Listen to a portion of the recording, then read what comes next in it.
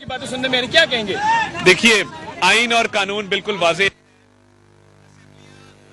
असेंबलियां टूटनी है। वजीर आला की एडवाइस तो फिर हमजा शहबाज शरीफ साहब हैं, क्या उन्होंने गवर्नर को एडवाइस दी है? और अगर फर्ज करे को गवर्नर राज का भी इनका प्रोग्राम है तो फेडरल गवर्नमेंट लगाती है, क्या ये फेडरल गवर्नमेंट में है? कानूनी और आईनी तौर पे एक इलेक्शन हुआ आर्टिकल 130 के तहत। उस इलेक्शन के नतीजे में 197 अरकान ने वोट डाले, नए वजीर आला मुंतखब हुए। नए वजीर आला के मुंतखब होने का नोटिफिकेशन गवर्नर हाउस पहुंचाया गया। हमने सब्र किया। हम चाहते तो इनकी तरह आके हम कहीं भी हल्फ ले सकते थे, बागे जिना में ले लेते, इधर सड़क पे ले लेते। हमने ये काम नहीं किया। हमने के इंतखाब के बाद हमारा हक था, हमारा राइट था कि हल्फ बर्दारी करवाई जाती। हमने इतने दिन क्यों वेट किया? हम उसका एक कानूनी तौर पे ऑर्डर चाहते थे या कानूनी तौर पे एक जवाब चाहते थे कि हमारा हक है, मगर कानूनी तौर पे उसको मजीद स्ट्रेंथन होना चाहिए। कोर्ट का एक ऑर्डर आया, ना माना गया। कोर्ट का दूसरा ऑर्डर आया, ना माना गया। कोर्ट का तीसरा ऑर्डर आया जिसमें हल्फ का बकायदा दर्ज है कि वो कब होगा, कौन एडमिनिस्टर करेगा। अब उसके बाद भी अगर ये जिद करना चाहते हैं तो जिद का और ढिठाई का कोई इलाज नहीं। देखिए, बात ये है कि मस्जिद नबी सल्लल्लाहु अलैहि वसल्लम की हुर्मत का जिन लोगों को ख्याल नहीं है, जो जत्थाबंदी करके वहां पे नारे लगवा सकते हैं, तो ये तो बड़ी छोटी बातें हैं। अच्छा दरअसल साहब, ये गवर्नर कहते हैं कि यहाँ कब्जा किया है नून लीग के गुंडों ने, और ये मैंने उनसे कहा कि ये इंतजाम जो नहीं हुआ। इसके साथ गवर्नर साहब ने एक समरी भेजी है ऐवान सदर के रेंजर्स जो है वो यहाँ पर भिजवाई जाए। देखिए, मैं अर्ज करूंगा, ये जो अलामती काबीना और बुजदार साहब वाला इन्होंने काम शुरू किया है, मेरी इनको तजवीज है कि ये नौटंकी लेके मुख्तलिफ शहरों में जाएं, मुख्तलिफ डिविजनल हेडक्वार्टर्स में अलामती काबीना के इजलास करें। आजकल लोगों को एंटरटेनमेंट की बड़ी कमी है। मुल्तान जाएं, रावलपिंडी जाएं, फैसलाबाद जाएं, गुजरांवाला जाएं, और परवेज इलाही साहब भी वो अदाकारी कर लेते हैं। वो भी साथ एक एक्ट बड़ा मशहूर हुआ है, वो बड़ा हिट हुआ है, बड़े मिलियंस ऑफ व्यूज आए हैं सोशल मीडिया पे। अगर वो भी साथ एक सर्कस में एक्ट इंक्लूड कर लें तो इनको बड़ी पसीराई मिलेगी। कानूनी तौर पे नहीं होंगे, मना किया। ले रहे हैं या नहीं ले रहे, ये वाज़ेह कर देखिए मैं पूरी कौम के सामने ये ऐलान करना चाहता हूँ कि हमजा शहबाज शरीफ साहब आज आइन और कानून के मुताबिक और मुअज़्ज़ज़ अदालत आलिया के हुक्म के मुताबिक पूरे 11:30 बजे राजा परवेज अशरफ स्पीकर कौमी असेंबली से हल्फ लेंगे। और स्पीकर कौमी असेंबली राजा परवेज अशरफ लाहौर पहुंचकर इस वक्त गवर्नर हाउस के अंदर मौजूद हैं। और ये देखिए, कोर्ट के ऑर्डर को अगर नहीं मानना तो फिर बहुत सारी दुनिया में लोग हैं जो कानून को फॉलो नहीं करते। क्रिमिनल्स हैं, आपके जितने ड्रग बैरन्स हैं, ड्रग लॉर्ड्स हैं, गैंगस्टर्स हैं, जराइम पेशा अफराद हैं, किराए के कातिल हैं, नहीं मानते कानून को। किसने लगाई है फिर यहाँ? देखिए, कोर्ट का ऑर्डर मौजूद है कि एक हल्फ बर्दारी होनी है, उसको मुतनाज़ा बनाएं, उस पर अपनी काबीना बुला लें। बल्कि मैं कहता हूं कि सबको बहाल कर दें। ये काबीना नहीं, 2008 की हमारी भी बहाल कर दें, 2013 की भी हमारी बहाल कर दें, हमारे वज़रा भी आ जाएं, एक काबीना की कॉन्फ्रेंस कर लेते हैं। देखिए, ये बड़ा अफसोसनाक है और मुझे खुशी है ये किया इन्होंने, इसलिए कि हमें आर्टिकल 6 का जो केस गवर्नर के खिलाफ बन रहा है उसमें चार्जशीट में इजाफा हो गया है। उसमें हमें एक और बात मिल गई है कि आइन और कानून को इन्होंने पामाल किया और उसके बाद आज हाई कोर्ट के ऑर्डर्स को फॉलो करने से इनकार किया। और देखिए, अदालतों के फैसले हमारे खिलाफ भी आते रहे हैं, एक दफा नहीं कई दफा आए हैं। सरे तस्लीम खम किया है, हमने कहा जी आया है, अदालत का ऑर्डर है, हम इसको मनोअन तस्लीम करते हैं। अब अदालतों पर हमले करना और कहना कि जी अदालतों की इंटरफेरेंस है, तो क्या करें? आपको खुला छोड़ दें कि आप आइन को भी पामाल करें, आप कानून को भी फॉलो ना करें, आप हाई कोर्ट के ऑर्डर को भी ना माने और एक जिद पे अड़ जाए सिर्फ इक़्तिदार की खातिर। और ये गवर्नर साहब पे मुझे इंतहाई अफसोस है, 4 दिन की गवर्नरी के पीछे अपना ईमान बेचा, आइन को पामाल किया और अपने हल्फ से रूगर्दानी की। गवर्नर का हल्फ क्या कहता है? वो कहता है I shall preserve, protect and defend the constitution of Pakistan. मैं आईने पाकिस्तान का तहफ़्फ़ुज़ करूंगा, मैं आईने पाकिस्तान का दिफा करूंगा, मैं आईने पाकिस्तान की पासदारी करूंगा। तो ये आर्टिकल 6 का जब पर्चा होगा FIA के तहत और ट्राइब्यूनल बनेगा और केस चलेगा, तो मैं समझता हूँ ये सारी वीडियोस एज एविडेंस चलेंगी। बाकी इनके दिल में जो आता है ये करें।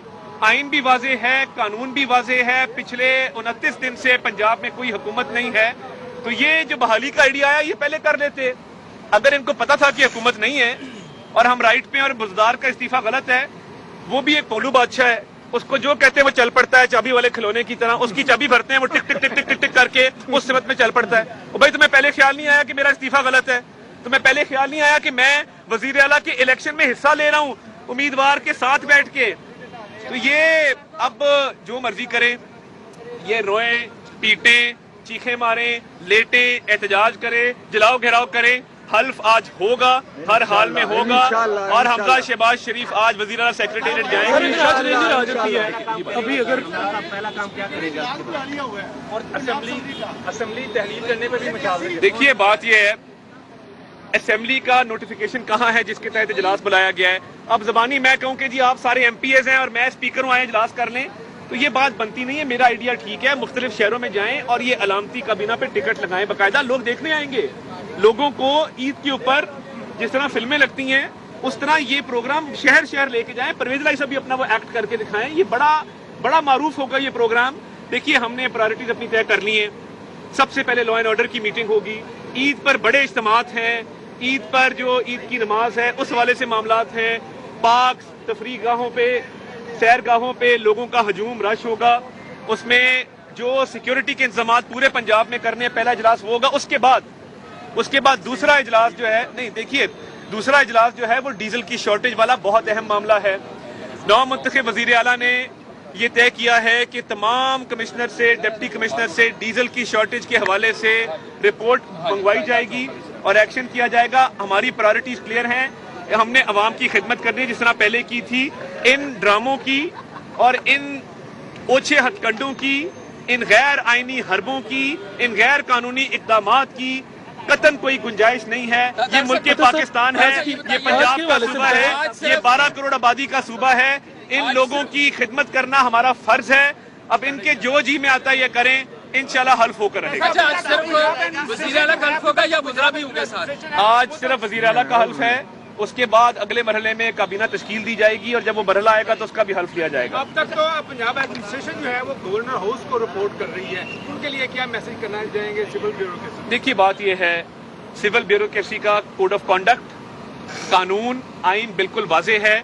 मैं किसी को नहीं कहूंगा कि हमारी बात माने या उनकी बात माने या आपकी बात माने।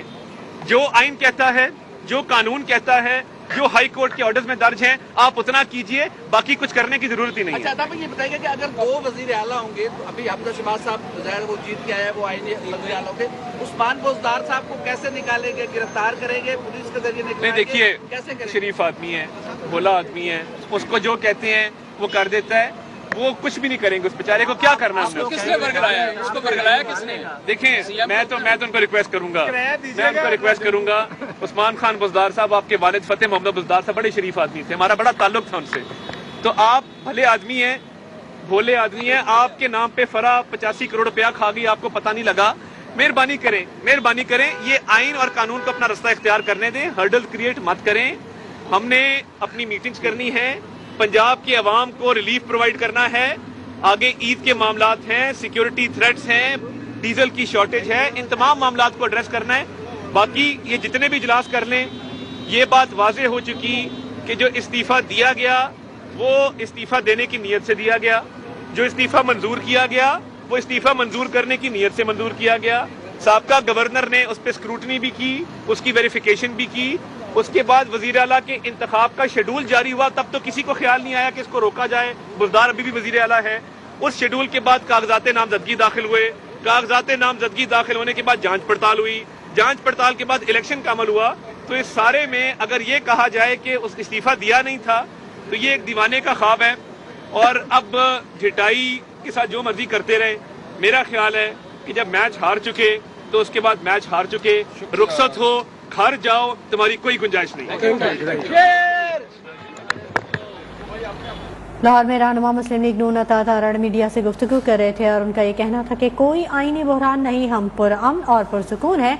कोर्ट के 3 ऑर्डर्स आए लेकिन अमल दरामद नहीं किया गया। ढिठाई का कोई इलाज नहीं, घटिया सियासत की जा रही है, जत्थाबंदी करके नारे लगाए गए।